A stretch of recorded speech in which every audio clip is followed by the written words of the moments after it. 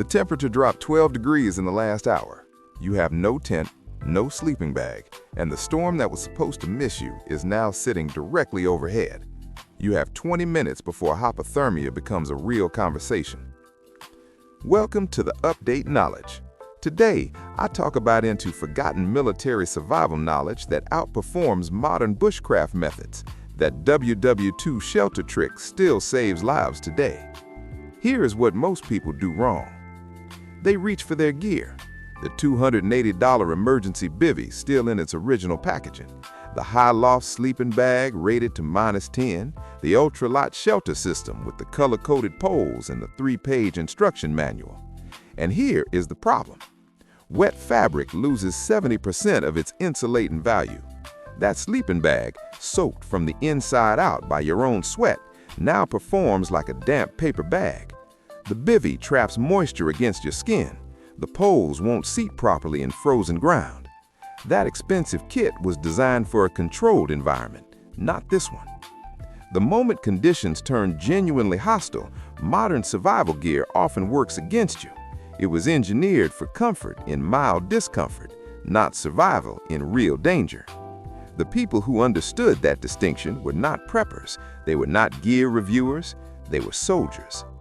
In the winter of 1944, Allied forces pushing through the Ardennes forest faced temperatures that killed men in their sleep.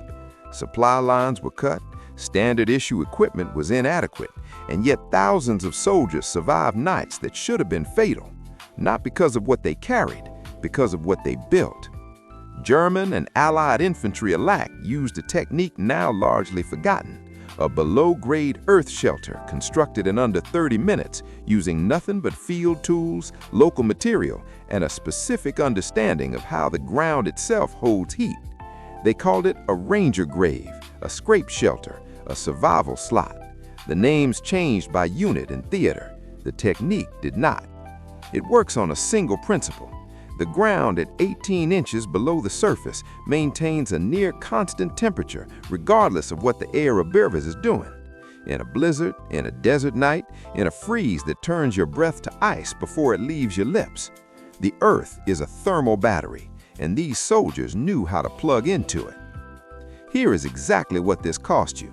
Here is exactly what it requires.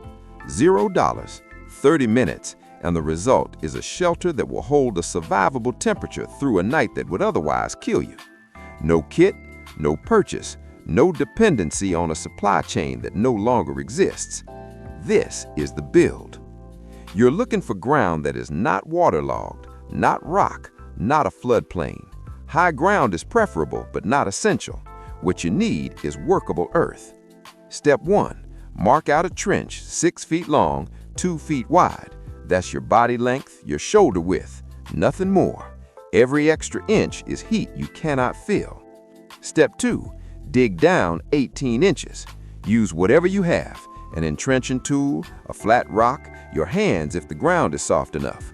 The soldiers in the Ardennes used helmet rims when shovels were lost. The dirt you remove does not leave the site. It goes to the sides. You're building walls above grade at the same time you're digging below. Absolute silence now. Watch the depth. 18 is the number, not 12, not 8, 18. Step 3.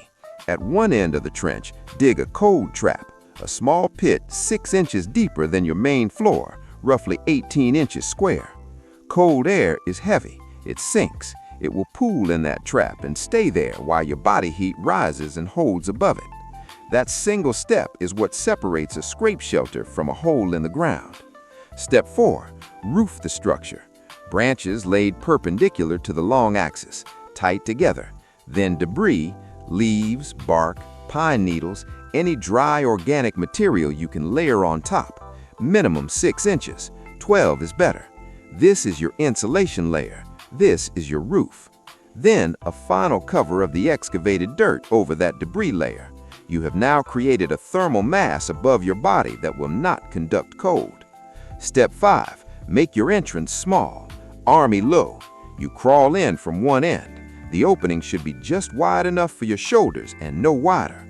Plug it behind you with your pack, a bundle of brush, anything with mass. Now it's sealed. The temperature inside that structure will stabilize within 15 minutes of your body occupying it. In sub-zero conditions, a properly built scrape shelter will hold an interior temperature near 40 degrees Fahrenheit. Not warm, survivable. There's a difference, and in the field, that difference is everything. In a collapse, your trash becomes your supply chain. Your environment becomes your hardware store. The soldier who understood that walked out of the Ardennes. The one who waited for resupply did not. That is not history. That is instruction. Where do you actually use this? Forested terrain gives you the fastest build. Debris is abundant. Ground is typically workable. Mountains above the tree line are harder, but not impossible. Desert environments require locating loose or sandy substrate. Urban collapse scenarios allow for rubble infill on the debris layer. The technique adapts. The principle does not change. Position the entrance away from the prevailing wind.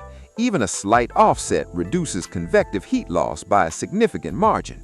If you can orient the long axis east to west, morning sun will warm the entrance side and assist passive heating at first light. Mark the structure if you have anyone looking for you. A single upright stick with a piece of fabric, nothing elaborate, visible from the air if conditions allow. If the ground is frozen solid, you are not digging. You are building above grade instead. Debris walls, debris roof, same thermal logic applied horizontally. It takes longer. It's less efficient. It works. Here is why this matters. Hypothermia does not announce itself. It starts as shivering. Then the shivering stops. That's when the danger becomes critical. The window between functional and incapacitated is narrow, and it closes fast. This shelter keeps you on the right side of that window. It costs nothing, it uses no batteries, it cannot run out of fuel, it is not dependent on anyone reaching you in time. It is the oldest technology in the human survival toolkit, and it has been field tested under conditions no manufacturer's warranty will ever cover. The soldiers who built these structures were not survivalists. They were not prepared enthusiasts with organized gear rooms and redundant systems. They were people who needed to live through the night, and they did. You can build this tonight, in the dark, under pressure, with nothing but what the ground around you provides. That's the point. That has always been the point. If you made it through the night, but you are now 24 hours without clean water, the next skill you need is not optional. Tell me in the comment what you want to watch next in the next video.